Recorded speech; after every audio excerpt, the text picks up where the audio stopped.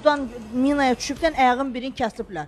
Bax, bu kişi onun adına kredit götürüb, yalan deyirəm. Sən desin, yalan deyirsən. Bütün Azərbaycan baxır bura. Və ondan başqa bir başqa qadın olub. Qızı da Səkinə sizlə danışdı. Səkinə ruhi xəstədir, 30 neçə yaşı var.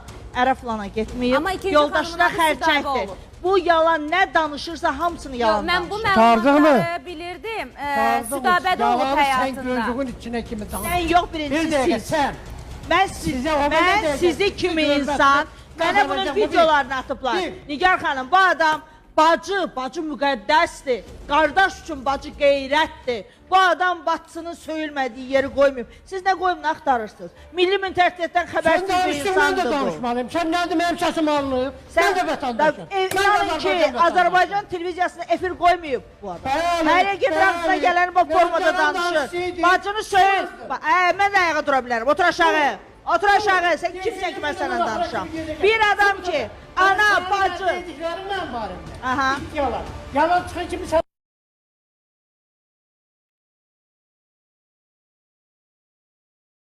Sizin bu dinləyicilərin 10 milyon, 100 milyon əhalinizin hamısının qarşısında söylüyor.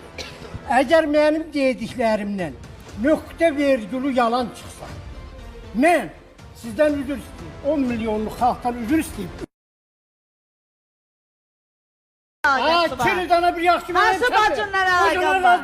Hansı bacınla əlaqəm var? Mən də Qərbəzər özünü də sabah Qışqırma! Sən də qışqırma! Sən də qışqırma! Özünü də hava sabah Çünki günahın var, ona görə qışqırırsan. Kimi?